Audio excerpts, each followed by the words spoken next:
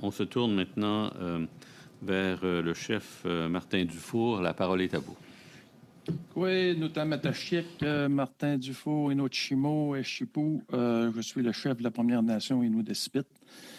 Vaguement, je vais vous présenter le territoire ancestral d'Espit, le Nitassinan, qui s'étend de la rivière Portneuf jusqu'au Saguenay, en allant jusqu'à la municipalité de Saint-Fulgence et en longeant le lac Poulain de Courval. Depuis 2003, un moratoire a été émis sur notre communauté là, pour arrêter la chasse aux caribous forestiers sur notre territoire ancestral.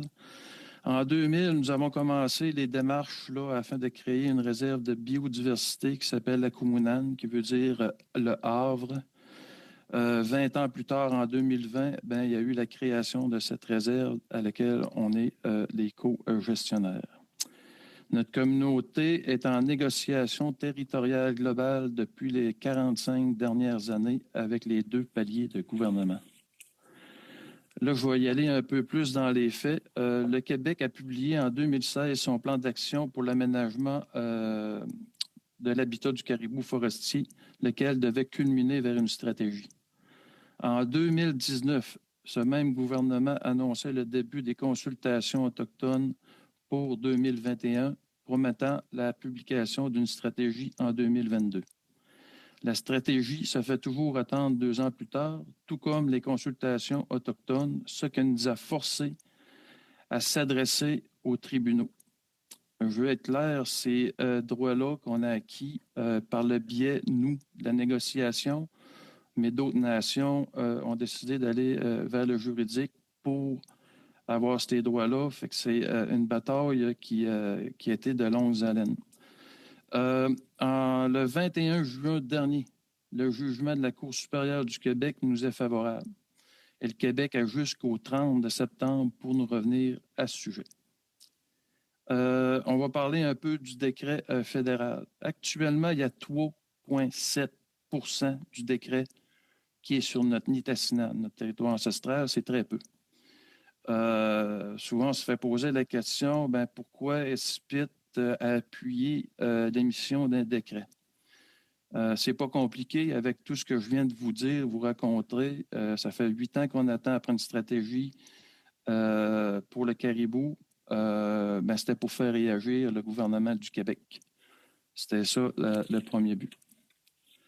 Dans tout ce que je viens d'énumérer ou de dire, il n'y a aucune action qui a été portée à l'encontre de l'industrie. Je tiens à préciser, puis ils l'ont dit tantôt, Bastien l'a dit tantôt, on est copropriétaire de l'usine Granulco avec Boissaco. On est également propriétaire de BMR aux Escoumins, une quincaillerie. Fait que vous comprendrez que s'il n'y a personne qui fait les matériaux, on ne pourra pas en vendre. Je peux vous démontrer qu'on n'est pas contre l'industrie, pas du tout.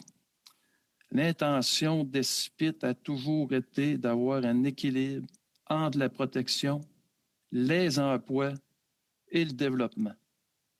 C'est plate parce que dans les dernières semaines, c'est un message qu'on voulait marteler, mais qui n'a jamais sorti au niveau des médias. Finalement, c'est très important, j'invite en tout respect le gouvernement du Québec à participer avec nous et le fédéral à trouver des solutions qui vont faire en sorte qu'on va sauvegarder le caribou, mais également préserver les emplois. Je suis convaincu que tout le monde ensemble, nous allons trouver des solutions acceptables pour tous. Téniche comme maintenant à vous tous. Merci de votre